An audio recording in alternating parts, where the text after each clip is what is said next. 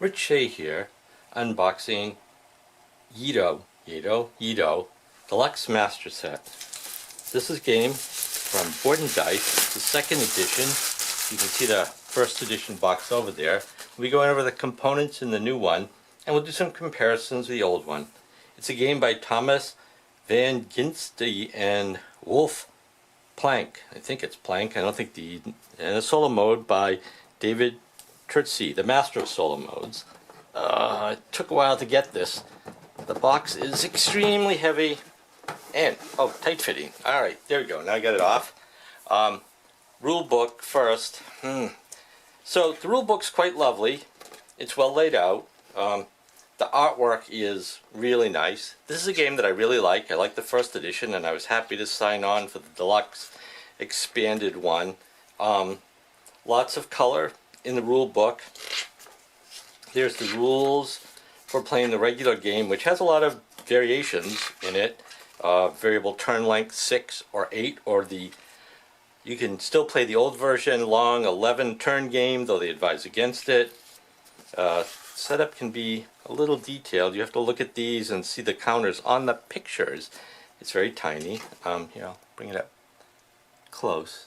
I mean, it's very detail printed, but you have to pay attention. There were a couple of issues that I heard about online. And they're the kinds of things, well, I don't know, they just seem to happen to humans when they're doing complex projects. And this rule book is a complex project. It's 42 pages long. In fact, here's one of the issues. There are 4 different kinds of annexes in the game. Unfortunately, in the rule book, they put the same picture of just one of the annexes in the explanations. Earlier in the rule book, there are pictures of the correct ones with the correct names. It's not a problem to figure it out. The other issue is, here we go, in the clan powers module, which are individual starting powers, there's really 1, 2, 3, 4, 5, 6, not 7 actual different ones. The Seaworthy is in here twice in slightly different orders. Somebody forgot to delete something in an edit, I'm sure. But it's well laid out, it's easy to read. I like the fonts, I like the color, glossy paper, beautiful artwork. Alright, let's get into the rest. Here's the player aid cards. There, I think there'll be 4 of these, 1 for each player. Probably don't need to keep them in this plastic anymore. Again, glossy, well done. No, there's 5 of them, 1 for each player, in up to a 5-player game. And they do include explanations of things that are, here's the correct pictures for the annexes. The specialists, which is one of the things, you always use annexes. Specialists are an expansion in the game. And on the back, how you use the different segments of the map board, we'll get to that. Bunch of placement rules, turn order, round order, in co-op, okay, and trading, okay, and the regular player aid. Alright, so here's, this is for solo cooperative play, I believe, yes. There's lovely storage boxes for everything, so there's probably a ton of stuff to punch out. They're vacuum formed plastic. It's relatively heavy, not too flimsy. Not as heavy as I would do if I were 3D printing my own, but I won't be doing that for this, I don't think. And here's the other things. There's a bag for drawing weapons. It's beautiful, slight overkill, and opaque enough. You won't be able to see the counters in there unless you hold it up to a strong light. Oops, wait, here's another bag. There's 2 bags. Alright, I should check to see which bag is which. They're both lovely. Here we go. The dark one is for weapons. The light one is for, I don't know what, probably the co-op or the expansions. Before we get to the cards, there are a lot of cards. And I assume the punching, yes, and under here are the other things. So let's work our way down. There are a lot of wooden components in this game. That's why it's the Deluxe Master one. There are specialists, I think this is the armor, in each player color, wooden pieces printed on both sides. It's quite nice. I think this is the beggar. Same thing. I mean, really incredible production values. These are your disciples. For each player, there's 4. In the standard game, these are the players you get. In the specialist expansion, you can substitute specialists for some of your disciples. I think that must be the monk specialist. The female warrior specialists traditionally probably should be armed with a naginata. Geishas, they have a point value, a value. Since this is a game of intrigue and nastiness, despite the concept of honorable samurai, and here's the ninja specialist, there's well, a lot of these things. Player token markers, score markers, other markers.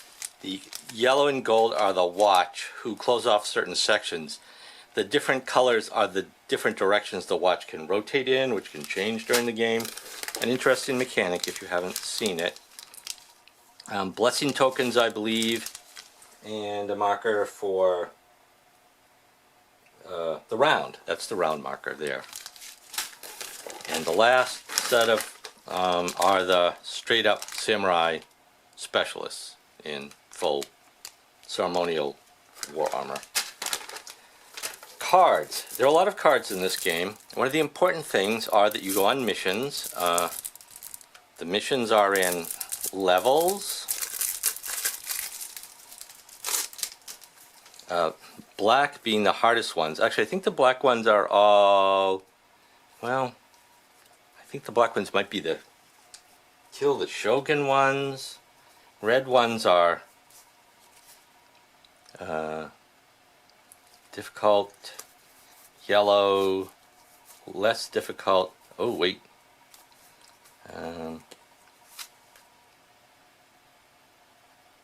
Oh no, these are the, oops, shogun ones.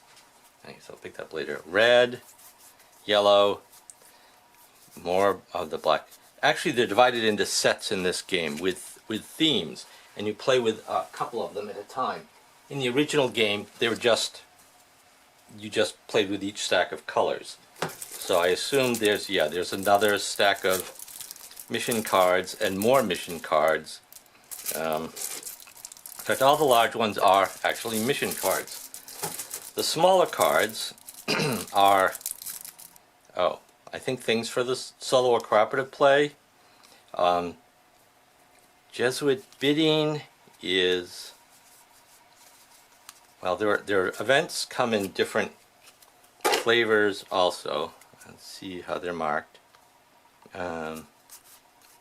So some of them are terrible. The Great Fire of Miriki, a tsunami, chaos. So these are all terrible things that could happen. Events. I think some of them, Typhoon, the Harbor District, is not available. So they're divided into types by these symbols, and you sort them out and use a couple of sets in each game. That's the symbol, and that's the Jesuit bidding card. It's a single event thing that's available when you're using it.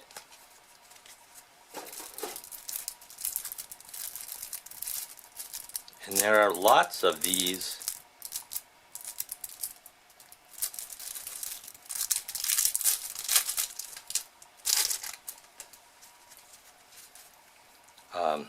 event cards. I mean, yes, those are event cards. The purple ones are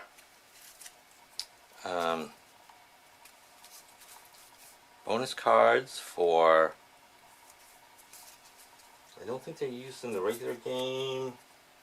Nope, different expansion. And these cards are, they're cards that you can hold and use them when you need to do it. Alright. In any phase, you can have trickery. Choose an opponent. The opponent must discard an action card at random. So those are terrible things you can do to your opponents. And I assume they all sort into these trays. And friendly neighbors. I think I'm going to open the rest of those. All right. Yes, those are the action cards. Brown on the back are action cards. You play them to get advantages during the game. Bonus cards are purple on the back, and the event cards are the blue cards. I think those are the three kinds in the game. Put these back. Put this aside for now, and see how much cardboard I can haul out. There is a lot of cardboard in here, and we'll open that in a second. Wow, and you can see the box is huge. It's very heavy. Not quite hernia heavy, but not light. Here's the game board. Hold it up close. The cards stack here. There's symbology to show that you draw 3, keep 1. There's costs for doing different things. The game has an interesting, at the opening of each round, bidding mechanic, where although there are things, many resources you can get during the game, but in each round you can bid for certain ones. If you played Princess of Florence, it's very similar. Each player will get a chance to control the bidding, but once one kind of item has been purchased through an auction, it's off the bidding thing for the rest of the round. So you can see. So here we go. You can't get the whole thing in. The board's huge, all right? Card stacks over here, and there's two sides, the light side and the dark side, and they're functionally equivalent, just whichever you prefer, I guess, or what mood you're in. So cards over here, event cards, geishas, annexes, weapons, event and bonus cards. In the trading district, you can buy weapons. I believe it's weapons. Also, when you're there, you can trade with other players. In each of the districts, there'll be a number of spaces, some of which might be blocked off. This one's only available in a 4-player game. There's 1, 2, 3, 4, 5, 6, 7 districts. In here, you'll see, here's the watch circle. A watchman will be before the actions on each round. A watchman will move. Silver goes this way, gold goes that way. There's only one on the board at a time, closing off that district. You can use event cards and some other things to jockey for position a little bit. Maybe you can escape having your minions, disciples, picked up if they're caught in that section by the watch, but there's a lot of uncertainty and trickiness there. As I said, this isn't a game about honorable samurai doing the right thing mostly. It's more like samurai thugs doing the wrong thing and getting money, influence, and points for it. The bidding system is supported by the track over here. Victory points are recorded here, and this is the round marker, up to 11, although the standard short game is 6, the long game is 8, the traditional very long game is 11. I like the artwork on this side. It's a little light for some people. People seem to be into dark. The artwork on this side is also pleasant, but a little harder to discern. So if you're playing in low light, you're definitely going to want this side. The symbology is quite clear. I'm happy about that. Let's go to the cardboard. You can see there's a lot of cardboard. It's pretty thick.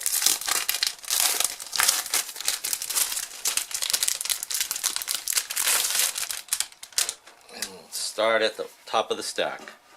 So, are we good? Yes, we're good. So this is a player board. You punch it out, and you actually place things inside here. The punch-outs go all the way through, so don't try to lift your player board up and carry it. The annexes, money. So the players are black, blue, green, red, and yellow. They're annexes and money. Card covering up sections. I think these are for expansions. There's a Christian church section. Somebody can burn the church down. Somebody's available or not available. This has to do with what kinds of specialists you can hire. There's a system for that. They're not all available every turn. More money. Plus 50, and I think on the other side, no, just plus 50 in case you go off the end of the track. Totally useless good move token. A stand up, I believe this is for the first player. These are weapons. Conventional samurai weapons. Ninja weapons. This covers part of the board that you're not using sometimes. Okay, and here's the rest of the weapons. And these let you close off individual spaces on the board if you want to for when there are fewer players in the game. That's all the parts. It's actually quite lovely. There's some chatter online about problems with the rule book. Largely clarifications, which honestly can happen to anybody. I know I play a significant number of war games, more when I was younger.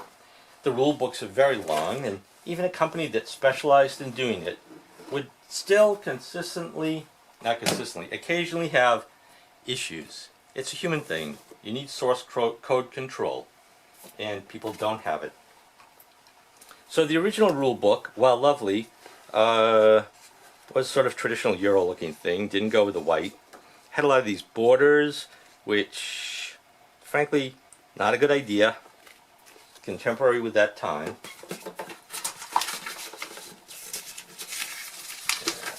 Pull out a couple of things you can see. The map board was similar, and similar in size. One-sided, dark side only. Pretty similar. The player boards were also the player information boards, which may or may not have been as good. The parts, while perfectly adequate and perfectly nice, were just simply not the same quality. Didn't come that way. The watch tokens were red and blue, not silver and gold. The cardstock used for everything was much thinner. A lot of the artwork was reused, but it's significantly deluxified in the new version. The cards are, let's see what the sizes are.